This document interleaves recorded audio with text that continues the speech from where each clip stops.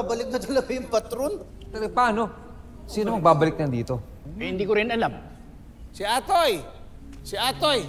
Oo, si Atoy! Nagkausap kami ng patron kagabi. Ha? Magkasama sa ni Atoy.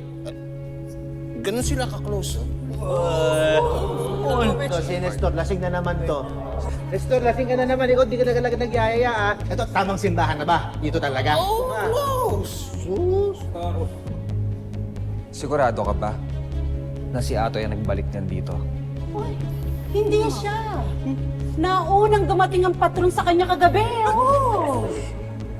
Di ba galing sa militar yun? Ano yun? May training sila sa ganyan-ganyan? Angas! Santo na, sundalo pa! Umas! Sa search and ano yun? Search and found? Search and rescue? Search and rescue. Ano nasa lanta? Search and retrieval kasi. Ay, di ba? Di ba pinaglihi sa San Antonio de Padua yung nanay niya si Atoy? Ayun! Kaya nagpahanap yung patron kay Atoy. Yun! Si Atoy. Ayun. Oh, yan si Atoy. Kaya na si Atoy. Toy! Maraming salamat sa pagbalik ng patron, ha? Ikaw na magkwento kung gaano kayong kaklose ang patron. Sige, kwento mo sa kanila. Sige, kwento mo. Tingnan nga, Toy! Ha? Ano close? Sino kami close yan? Sabi sa inyo, eh. Kung hindi si Atoy ang nagbalik nandito, Sino? Siya. Sabihin mo na, Toy. Sabihin mo na sa kanila.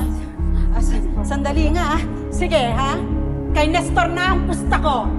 Kung tutuusin, ikaw lamang naman ang tao dito kagabi nung naibalik ang patron.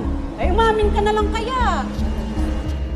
Mga kasama, hindi na importante kung paano siya naibalik. Ang importante, andyan na siya. At napatunayan nyo, kaya nyo palang magkaisa kapag may gustong lutasin na ganitong problema. Maring milagro ang pagbabalik ng poon. O mari din namang may mabuting puso ang talagang naghanap.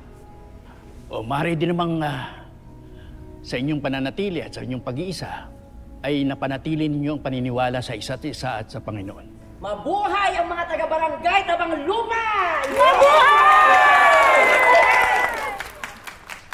Di ba talaga i-count? Hahanapin ko lang ang rebulto. Tapos ito, magkalimutan na tayo.